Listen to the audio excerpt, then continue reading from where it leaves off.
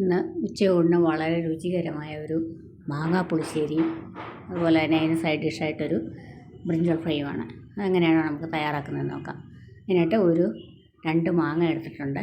ഒരു മുറി തേങ്ങ, അര ടീസ്പൂൺ ജീരകം, അല്പം വെള്ളവും ഒഴിച്ച് അരച്ച് വെച്ചിട്ടുണ്ട്. നന്നായിട്ട് അരച്ച് വെച്ചിട്ടുണ്ട്. ഈ മാങ്ങ നമുക്ക് തൊലിയൊക്കെ ചെത്തി അതൊന്ന് അരിഞ്ഞെടുക്കാം. ഈ വർഷത്തെ ആദ്യത്തെ മാമ്പഴ പുളിശ്ശേരിയാണ് ഉണ്ടാക്കുന്നത്. നമുക്ക് വളരെ ഈസി ആയിട്ട് തയ്യാറാക്കാവുന്നേ ഉള്ളൂ. അപ്പോൾ മാങ്ങ ഇതുപോലെ എല്ലാം അരിഞ്ഞെടുക്കാം. ഈ വീതിയുള്ള പൂളിന് പറയുന്നത് മെത്തപ്പൂള്, അതുപോലെ സൈഡുള്ളതിന് കോടാലിപ്പൂൾ എന്നൊക്കെയാണ് പണ്ടൊക്കെ പറയാറുള്ളത്. നാട്ടുമാങ്ങയാണെങ്കിൽ നമുക്ക് അങ്ങനെ അതുപോലെ തന്നെ തൊലി ഇരിച്ച് കളഞ്ഞിട്ട് എടുത്താൽ മതി. ഇതിങ്ങനെ മാങ്ങാണ്ടി മാറ്റിയതിന് ശേഷം നമുക്ക് കഷ്ണങ്ങളായി മുറിച്ച് അര ടീസ്പൂൺ മുളക് പൊടി, 1/4 ടീസ്പൂൺ മഞ്ഞൾപ്പൊടി, 1 ഗ്ലാസ് വെള്ളം, 2 പച്ചമുളക്, ആവശ്യമുള്ള ഉപ്പ് ചേർത്ത് നന്നായിട്ടൊന്ന് ഇളക്കി വെക്കാം. ഒരു സാമാന്യം നല്ല മധുരമുണ്ട് ഈ മാങ്ങയ്ക്ക്. ഇതിനെയും അടച്ചു വെച്ചൊന്ന് വേവിച്ചെടുക്കാം. അതിനുശേഷം നമ്മൾ അരച്ച് വെച്ചിരിക്കുന്ന തേങ്ങ ചേർത്ത് കൊടുക്കാം. എത്ര പെട്ടെന്ന് കഴിഞ്ഞാൽ അത്രയും ടേസ്റ്റായിട്ടുള്ളൊരു കറി അറിയില്ല. ജാറിൽ കുറച്ച് വെള്ളം കൂടി ഒഴിച്ച് ഇളക്കി ഒന്ന് ആ തേങ്ങയുടെ വാസനയൊക്കെ മാറാനായിട്ട് നമുക്ക് വയ്ക്കാം. അതിനുശേഷം അതിലേക്ക് 1/4 കപ്പ് തൈര് ഉടച്ച് വെച്ചിട്ടുണ്ടായിരുന്നു, അത് നമുക്ക് ചേർത്ത് കൊടുക്കാം. തൈര് ചേർത്തതിന് ശേഷം അത് തിളയ്ക്കേണ്ട, ചെറുതായി ഒന്ന് ചൂടായി വന്നാൽ മതിയാവും. അതിന് ശേഷം അതിലേക്ക് 2 കരിവേപ്പിലത്തണ്ട് ഇട്ട് കൊടുത്തു. ഇനി നമുക്കൊന്ന് കടുക് വറക്കാം. 1 ടേബിൾ സ്പൂൺ വെളിച്ചെണ്ണ ഒഴിച്ച് കൊടുത്തിട്ടുണ്ട്. അതിലേക്ക് അര ടീസ്പൂൺ കടുക്, 1/4 ടീസ്പൂൺ ഉലുവപ്പൊടി ഉണ്ടെങ്കിൽ ചേർത്താലും മതിയാവും. 2 മുളക് മുറിച്ചത്, കരിവേപ്പില എല്ലാം ചേർത്തുമ്പോൾ നമുക്ക് വറുത്തതിനകത്തേക്ക് ചേർക്കാം. അപ്പം നമ്മുടെ അടിപൊളി മാങ്ങ പുളിശ്ശേരി തയ്യാറായി. ഇനി നമുക്ക് ഇനി സൈഡ് ഡിഷായിട്ട് ഒരു വഴുതനങ്ങ കൊണ്ടുള്ള വളരെ ഈസിയായിട്ട് തയ്യാറാക്കാവുന്ന ഒരു ഫ്രൈ ആണ് നമ്മൾ ചെയ്യാൻ പോകുന്നത്. എന്നും മെഴുക്കുരട്ടിയൊക്കെ അല്ലെങ്കിൽ കുറച്ച് ഡിഫറെൻ്റ് ആയിട്ടിരിക്കും. ഒരു വഴുതനങ്ങ എടുത്തിട്ടുണ്ട്, നല്ലതായിട്ട് കഴുകി വെള്ളമൊക്കെ തോർത്തി വെച്ചിരുന്നതാണ്. നമുക്കിനി ഇതുപോലെ ചെറിയ തിന്നായിട്ടുള്ള കഷ്ണങ്ങളാക്കി മാറ്റാം.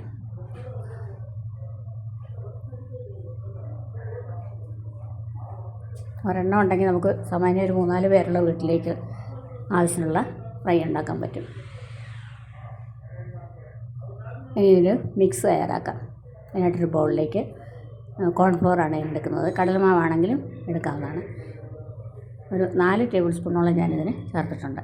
അതിലേക്ക് അര ടീസ്പൂൺ മുളക് പൊടി, 1/4 ടീസ്പൂൺ മഞ്ഞൾപ്പൊടി, ഉപ്പ്, അല്പം കായം,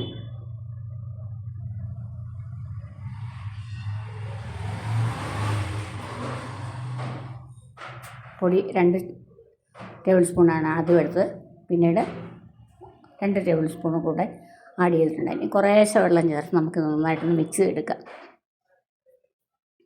കട്ടയില്ലാതെ നന്നായിട്ട് ഉപ്പും മുളക് പൊടിയും കായവും എല്ലാം ഒന്ന് നന്നായിട്ട് മിക്സ് ചെയ്ത് വെക്കാം. ഇനി നമ്മളെടുത്ത് വെച്ചിരിക്കുന്ന വഴുതനങ്ങയുടെ കഷ്ണത്തിൽ ഇത് നന്നായിട്ടൊന്ന് പുരട്ടി കൊടുക്കാം.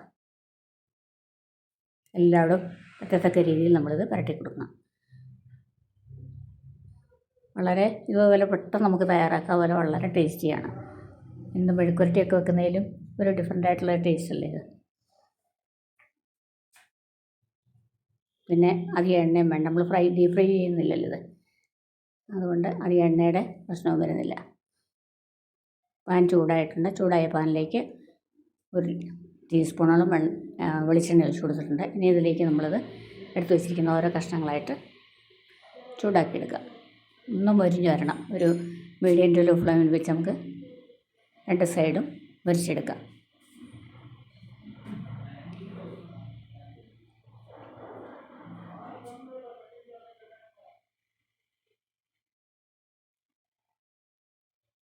ലഞ്ച് ബോക്സിലൊക്കെ എടുക്കാൻ നമുക്ക് നല്ലൊരു ഇതാണ്, സൈഡ് ഡിഷായത്.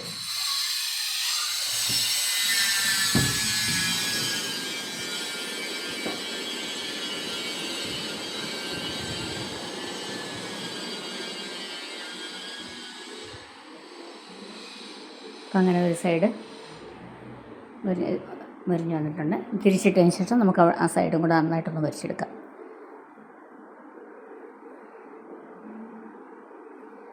കണ്ടില്ലേ, നല്ലതുണ്ട്, മുരുമുരാന്നിരിക്കുന്നുണ്ട്. 4 മണി ചായക്കൊക്കെ ആണെങ്കിൽ നമുക്ക് ഇതുപോലെ തന്നെ എടുക്കാം. അധികം എണ്ണ ആകാത്തതുകൊണ്ട് അതൊന്നും പ്രശ്നമില്ല. അതിന് ശേഷം കുറച്ച് വെളിച്ചെണ്ണ ഒഴിച്ച് കൊടുത്തിട്ടുണ്ട്. നമുക്കിനി അരിഞ്ഞ് വെച്ചിരിക്കുന്ന വഴുതനങ്ങയുടെ കഷ്ണങ്ങൾ പീസ് അതിലേക്ക് ചേർത്ത് കൊടുക്കാം. അപ്പം വലിയൊരു കഷ്ണം ചെറിയൊരു കഷ്ണം കൂടെ നമുക്ക് വെക്കാം. അതിതുപോലെ 2 സൈഡും മുരിച്ചെടുക്കാം. ഇതുപോലെ ബാക്കിയിരിക്കുന്ന വഴുതനങ്ങയെല്ലാം നമുക്ക് ഇതുപോലെ ഫ്രൈ ചെയ്തെടുക്കാം, മുരിച്ചെടുക്കാം.